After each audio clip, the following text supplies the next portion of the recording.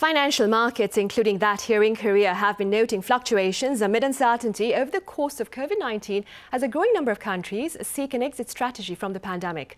Accordingly, in today's studio session, we take a look at the persistent concerns and the potential countermeasures to address this reality. I have Professor Kim Se-won from Ewha Women's University. Good to have you with us, Professor Kim. Thank you for having me. I also have Mr. Daniel Yu at Yuanta Securities joining the session virtually. It's a pleasure to see you again, Mr. Yu. Pleasure to be here. Right, Professor Kim, we'll start here. Now, the Korea Development Institute believes the local economy is facing a host of challenges to growth amid the prolonged pandemic. Do you share this outlook? I believe so. Actually, until the end of second quarter or the end of June, Korean economy was staying on the track of over 4% economic growth. But economic uncertainty is rising quickly from August of this year. This economic uncertainty is basically generated by another round of coronavirus pandemic that weakens the recovery of domestic consumption, which covers almost 60% of domestic GDP. Also, there are quite a few global economic uncertainties, like U.S. Fed interest rate hikes possibilities is higher, and inflation, global inflation is rising together. And there are quite a few issues on Chinese private corporations' bankruptcies. So these all adds more uncertainties to Korean economy. Right. Meanwhile, Mr. Yu, a dark cloud has also been cast on the local stock market, where the Kospi has fallen below the 3,000 mark for the first time in some 6 months. How do you respond? Right. If you look at the overall market, it has fallen down to below 3,000 Kospi level. We haven't seen that since the beginning of this year.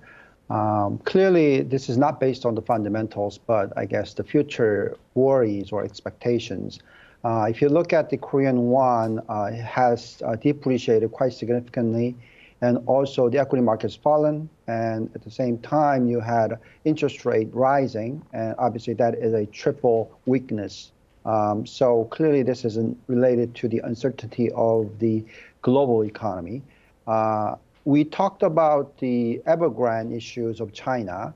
The professor has told us regarding that. And also there are uncertainty about the inflation pressure coming from the globally because of the higher oil prices and energy prices.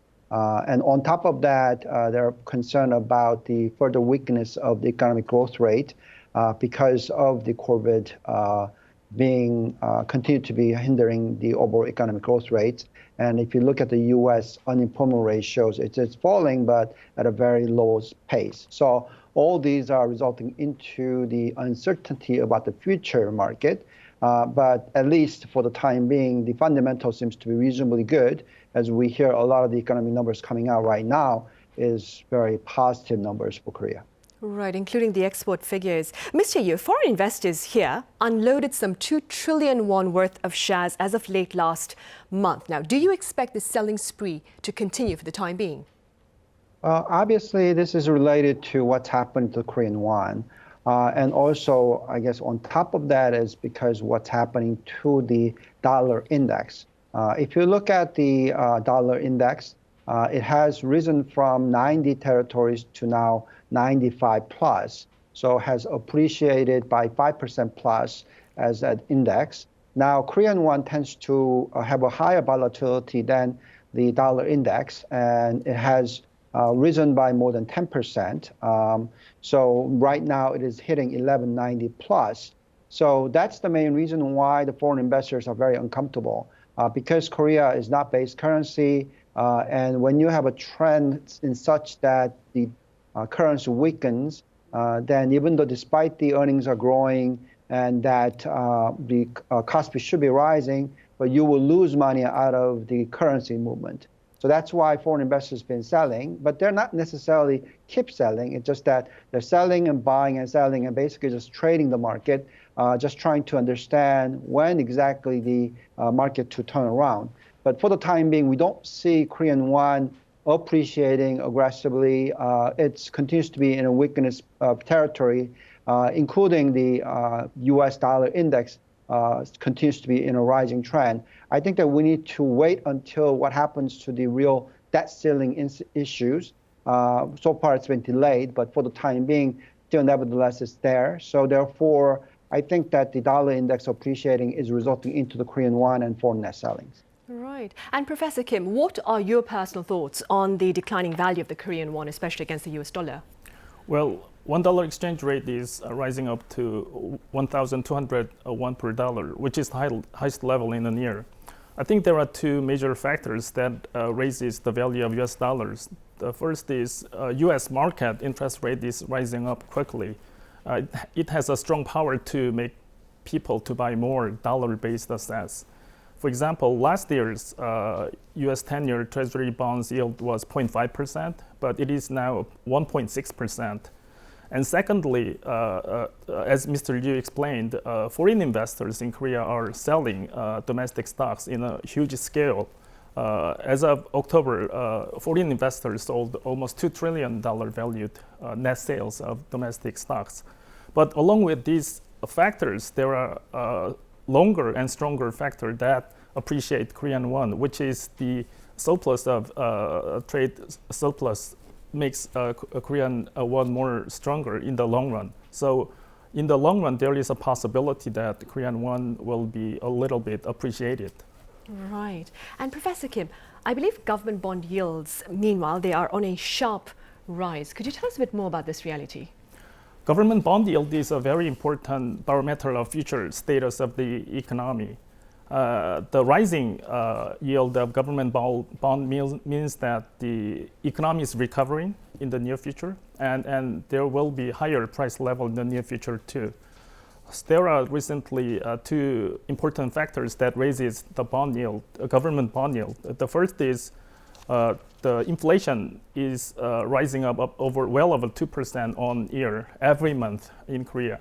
And secondly, the possibility of interest hikes by Bank of Korea is higher than before. So these two factors together are raising government bond yield. And actually, the same situation is developing in the United States too. US bond yield is also increasing for the same reasons, higher inflation and US Federal Reserve's tapering possibility. Right. Back on the local stock market, Mr. Yu, the head of the Financial Services Commission, Ko Sung-bom, believes external factors, which I believe you touched upon briefly, are to blame for the plunge in the local stock market. Could you tell us a bit more about your thoughts? Right. I think that the external factors are definitely one of the reasons. But on top of that, I think the domestic issues are there as well. But let's start with the external factors. Clearly, there's a worry about stagflation in U.S., meaning that the growth rate slowing down while the inflation is rising. So we saw energy prices rising rapidly. Now oil prices hitting well above $80 per barrel. And the natural gas prices, the coal prices, all are rising very rapidly. Obviously, that results into higher cost of producing goods. And if that's the case, then Korea, being highly manufacturing-based country, we will suffer the margin decline, the possibility of that. And we clearly import all the oils, obviously. So therefore, that is negative news. And so therefore, the stagflations, meaning that the inflation pressure is there while the growth factor of the global economy is slowing down. That means that maybe people are worried about the export numbers slowing down as well. On top of that, we had China suffering with this Evergrande issue. China having huge bubble in the property market. Clearly, there's uncertainty about the property market crash with the Evergrande maybe failing in the future. I don't think that will happen, but nevertheless, just to worry about that is making a negative implication for the Korean market.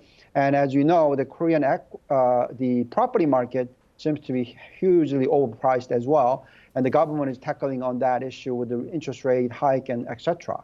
So that all resulting into the volatility in Korea. It's interlinked, but I think that the decision of raising interest rate is probably not a good thing for Korea. Right. And Professor Kim, what do you believe is the reason for the retreating local stock market?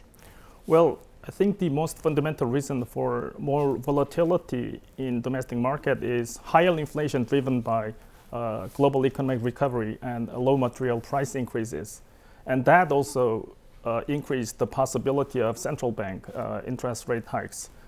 This higher inflation is also intensify central banks' interest rate hikes in both of the United States and Korea. So that gave additional volatility to the market.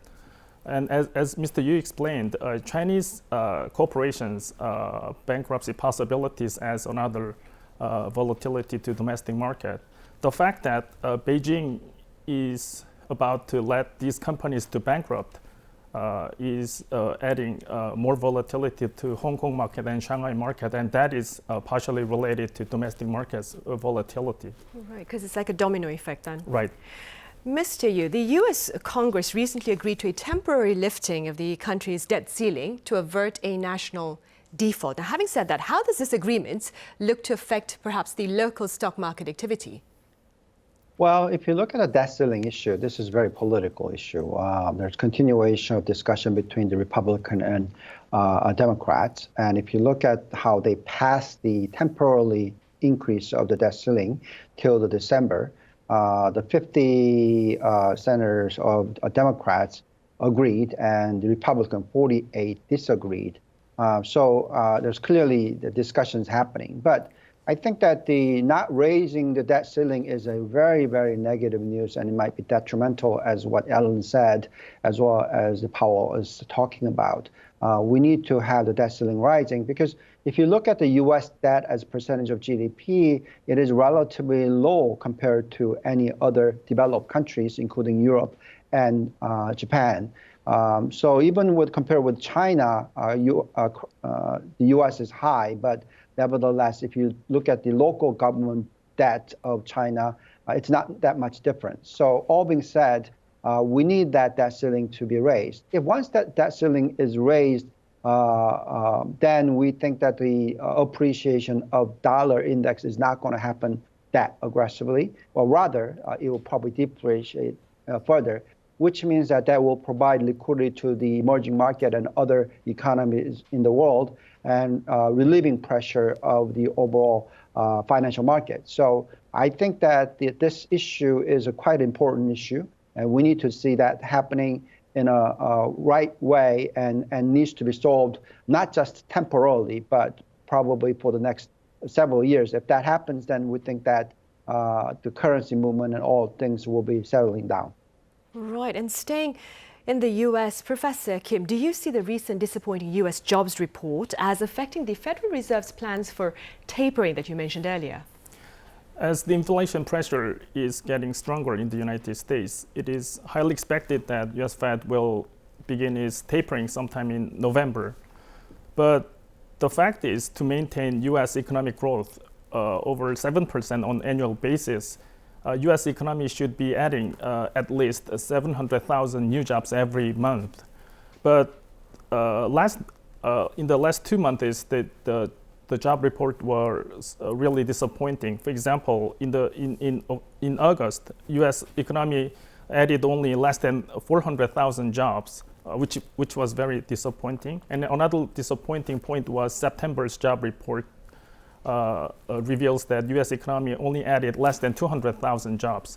So given that very weaker labor market situation, it is pretty sure that U.S. Fed will reconsider the timing of tapering very soon. Right.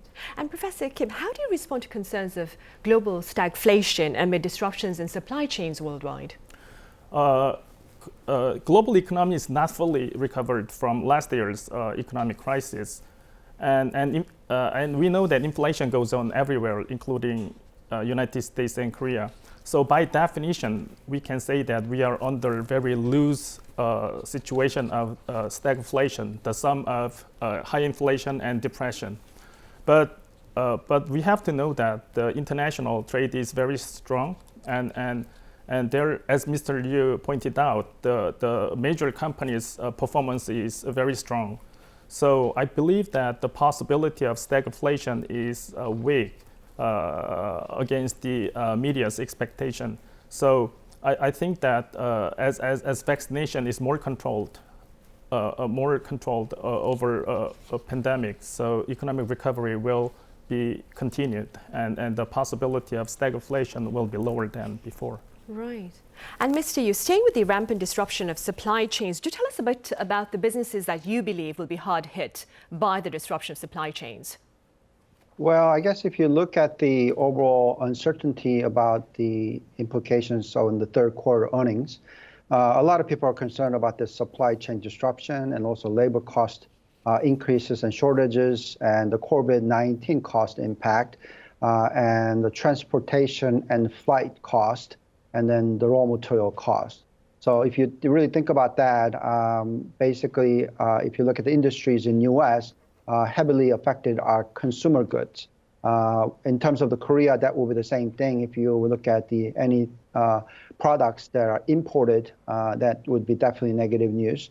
But in terms of the export goods, there have been some uncertainty because of supply chain in the auto industries and semiconductor industries, but we don't think that will be a long-lasting. So going into the next year, we will see recovery happening. But as already you know, the equity market is down because of that uncertainties. And obviously, a lot of the stocks been hammered are the ones that semiconductor industries and auto industries and a lot of the export ones. Right. Meanwhile, Professor Kim, a US-China summit is poised to take place later this year amid their standoff on the trade front and more. What are your prospects on this upcoming talk? Well, it is said that Biden and Xi two summits meeting will be held, a virtual meeting will be held by the end of this year. But Biden administration continues to impose a 25% tariff on Chinese products, which was initially imposed by Trump administration. And I think that Washington will strongly demand that some improvements in the situation of Hong Kong, Taiwan, and Xinjiang, which is considered as internal affairs to Beijing. So it looks to me that it is difficult to have something further progress on two sides summits meeting on trade war between United States and China. Right. Mr. Yu, what are your thoughts now on the central bank's decision to hold steady its benchmark key interest rate at 0.75% that came earlier on this Tuesday? I must say, thank God about that, meaning that raising interest rate is a very negative direction in an economy that if you look at the consumer debt as a percentage of GDP, it's well above 100%. And if you look at the U.S., even with the base currency, when the consumer debt has hit the 100% plus, when you raise interest rate, you go through a huge financial crisis. And clearly, if the Korea raises interest rate too fast, so-called mid to low income bracket individuals will be suffering significantly with this currently the COVID-19 impact, and their debt level is extremely high as a percentage of their assets. So all being said, I think that the raising interest rate should be very steady. It shouldn't be at a rapid pace. If that happens, then we will suffer quite significantly in terms of domestic consumption and domestic economic growth rate. Of course, Korea is highly dependent on export, and therefore we should not be just focusing on the consumer debt percentages, and we should be focusing on trying to keep the housing prices capped, not resulting into a huge drop in the prices. Any rapid movement of prices and asset prices would have create a huge bubble bursting in Korea. So I don't want to see rate hike happening in any time soon or any fast pace. Right. Professor Kim, what are your thoughts regarding the future course of the local financial market, and how should relevant authorities here seek to respond? Well, since domestic market is pretty much shaken by foreign factors like constraint in global production chain and U.S. Fed interest rate hikes possibilities, domestic market will going through adjustment period until these factors disappears. And in that circumstances, Bank of Korea and government should be cautious on the timing of further rate increase. Right. And Mr. Yu, I extend the same question to you. What is your forecast for the financial market here, and what is your advice to authorities? Right. I think that in terms of any additional regulatory environment is negative. Any I guess tightening would be negative. We need to see what happens to U.S. A lot of people are concerned about the stagflation, and therefore I don't think the U.S. will be aggressive in terms of raising interest rate. And we should be following that trend. I think that stagflation worry should be dwindling down as we go along to the next year. But if we move too aggressively, too quickly, then we could resulting into crisis. So I don't think that we should be doing anything aggressive. We should be just watching and see what happens to U.S. and China. I see. All right, Mr. Yu, as always, thank you very much for your thoughts. Professor Kim here in the studio, thank you for being with us today. Thank you.